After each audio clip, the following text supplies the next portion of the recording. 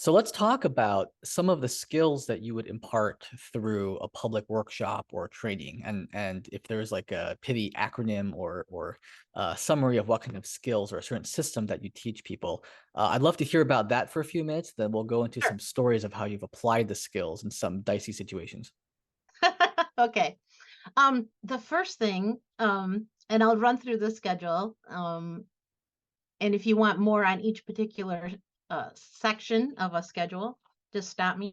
But this would be like a general overview. One of the things that we always do is try and meet with the people who are asking us to do the trainings and see what are the instances of violence that they are anticipating or dealing with, grappling with, so that when we're teaching skills in the middle of that program day, that those skills are directly addressing scenarios and role plays that the people are most likely to come in contact with so that they're applicable.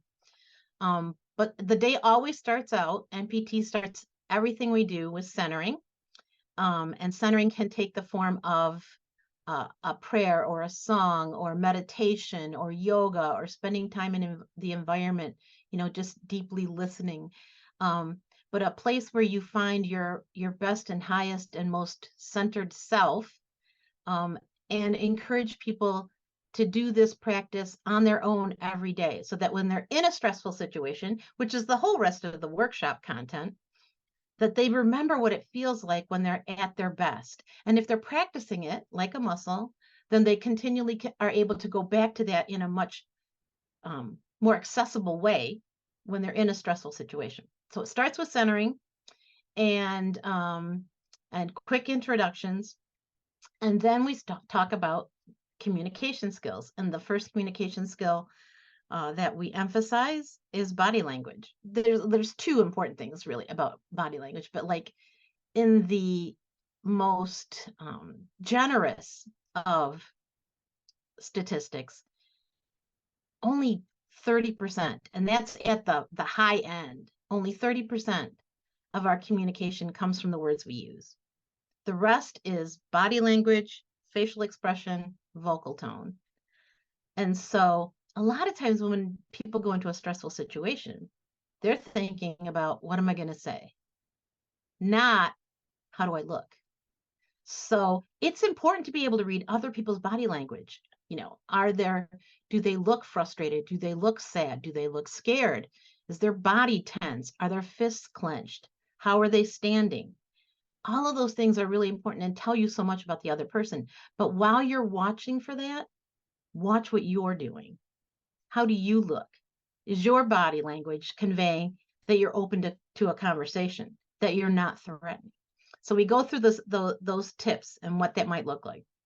And then frequently, the next thing we will do is Marshall Rosenberg has something called iMessages. A lot of people are familiar with them.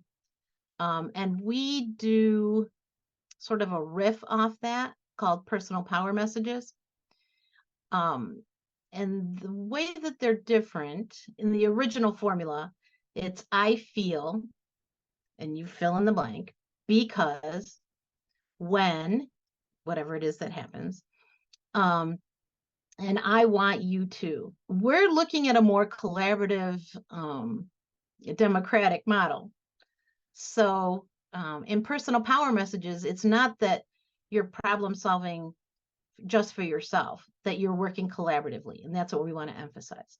So when you're talking to somebody that that you're in conflict with, and this would be specifically a skill for people that you intend to see with some frequency. So your neighbor, your coworker, your family member, because you want to be able to revisit it in the future should that need present itself. In personal power messages, we say, I feel, because, when, and then when we get the first things that we emphasize is what is a feeling, not a thought.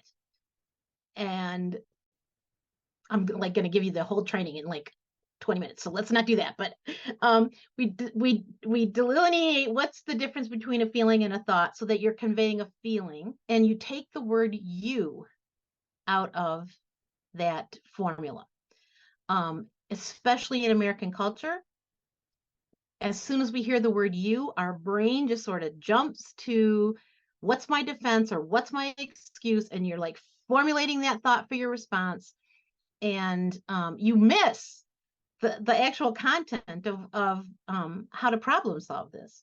So if you take the word you out, and then explain, what the issue is that's of concern, and then and end that model with, and I'm something to the effect of like, I'm thinking that we could do blah blah blah, whatever your proposal to the plan is. But then your responsibility is to be open to, they might have a better idea, they might have a better thought, and you have to be open to letting them share that. The beauty of that is that you've not alienated your neighbor or your friend or your coworker by saying, I want you to do this, and this is how I want you to do it. But it also invites, like, well, that didn't work. What else could we do? And notice it's an emphasis on we, not you. All right. So then we're starting to get into that mind shift in communication of like, see the person as a whole human being. Look at what they're not saying as well as what they're saying. Listen to their ideas,